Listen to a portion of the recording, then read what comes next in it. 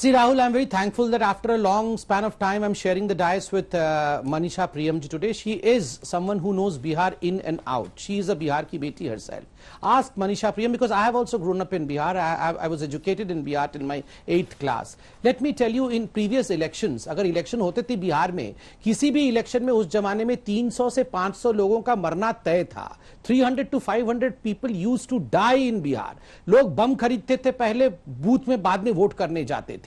I mean, आप एक नई गाड़ी, एक मारुति 800 खरीदने से पहले 100 बार सोचते थे कि कहीं ये रंगदारी के लिए हमारे घर में ना आ जाए. मनीषा जी से पूछिए, हमारे कितने दोस्त जो बिहार में गांव में रहते थे या शहरों में रहते थे, डॉक्टर्स एंड इंजीनियर्स, उनका पलायन हुआ. They came to Delhi and other places just because उनके बच्चों की किडनैपिंग ना हो जाए. Do you want that kind of Bihar yet again? Have every debate, but for God's sake, let's not have the debate, let's not have a Bihar where there was rangdari, where kidnapping was the industry. Okay. Let's for God's sake not employ youngsters into kidnapping industry. And no answer on Article 370. They stand with Article 370 reinstallment. This is what is condemning about the Congress party. Manisha Priyam, you're seeing the fireworks as we build up to Diwali between the BJP and the Congress. On Article 370, the Galwan clashes, jobs, nationalism.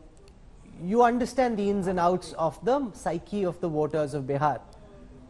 Do you hear me, Manisha Priyam?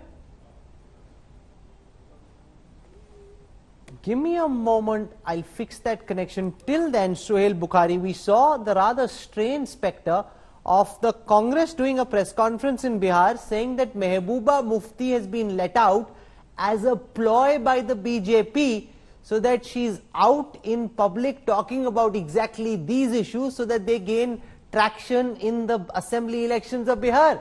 So she's being attacked not just by the BJP but also by the Congress, who's calling her release a BJP ploy and questioning the timing of her release. Suhail Bukhari.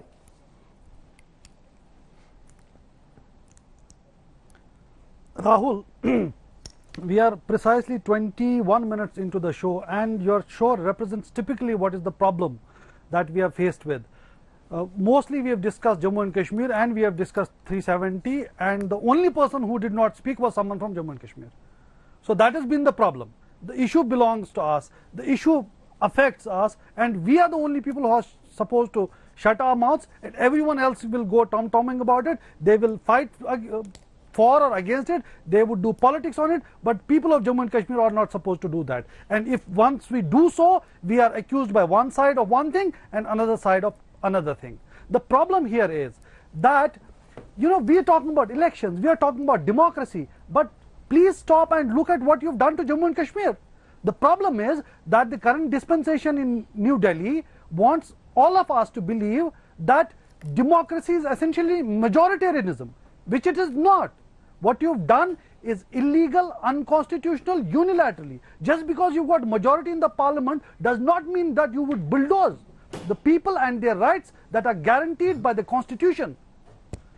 It's not somebody's favor to us that was given to the people of Jammu and Kashmir in the form of the special status and our own constitution 370. It was the resultant of a bilateral pact. The Jammu and Kashmir, Muslim majority Jammu and Kashmir had acceded to a secular democratic India under certain circumstances, and we were, it was a sovereign commitment by the Union of India to the people of Jammu and Kashmir, which one fine day you got majority, you wake up and do away with it, putting us all in jail.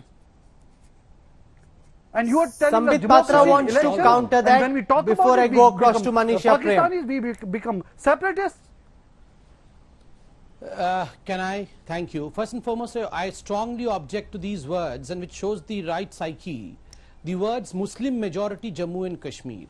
I mean, there's nothing called as a Hindu majority Uttar Pradesh and a Muslim majority Jammu and Kashmir. We are all Indians, and to say that we are Muslim majority state is absolutely a wrong statement. Secondly, he said that it was a precondition that a Muslim majority Jammu Kashmir would be part of India only if you have Article 370. Please go into the timeline to find that in fact Jammu Kashmir became part of India. As far as Raja Hari Singh's signature was concerned, that came first. Article 370 came 2 years thereafter. So you are getting the timeline wrong. Thirdly, to say that just because you have majority in the parliament, can you bulldoze us over?